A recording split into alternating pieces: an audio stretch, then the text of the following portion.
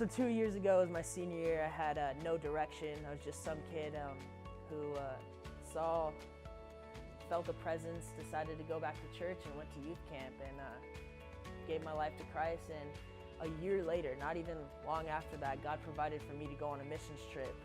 So when I saw that Panama was one of the locations, I decided that that was a place that I wanted to go, and that was a place I felt God calling me to go to. And raising the money wasn't so easy.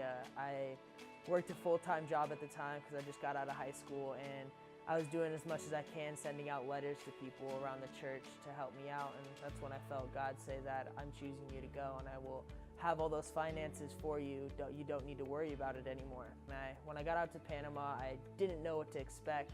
One of my things is I like to collect soccer jerseys all around the world, and so since I went to another country in Panama, I have to get a soccer jersey. So I went to a store and I went with one of the translators, and we're standing in line for about 20 minutes trying to get this jersey when the rest of the group said, hey, meet us back here in 20 minutes. And we go to Starbucks and nobody's there. So I'm like, oh no, where did they go?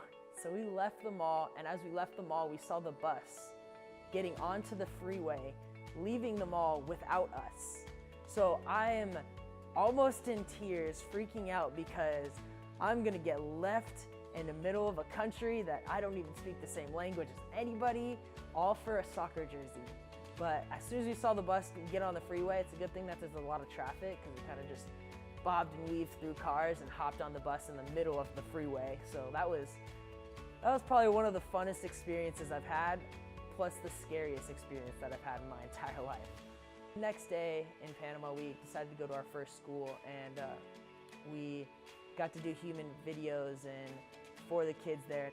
And the next day after that is when we went to another school, and I got to share my testimony up on stage. After my testimony, I started to tear up a little bit, but I felt that that was the reason why God called me out there. That was the reason why God chose me to go out there, because He knew that that kid that I was going to meet needed to hear my story. So after that trip, I came back to the United States, and I saw that everything that we did there, we can easily do here. I think now that if I didn't go on that missions trip, I wouldn't be in this exact position that I am now. I wouldn't have the exact bonds that I made with those people.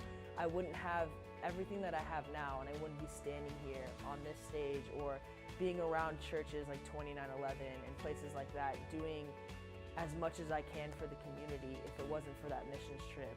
So if you get a chance to do that, I encourage you to just send it like Isaiah 55 says, that God sent the word out to the world, and that's something that you should do, is you should send your word that God's given you out to the world, whether that's in Japan that's coming up this year or anywhere that God is calling you to go. Just go for it, because I promise you, you'll have the best experience of your life.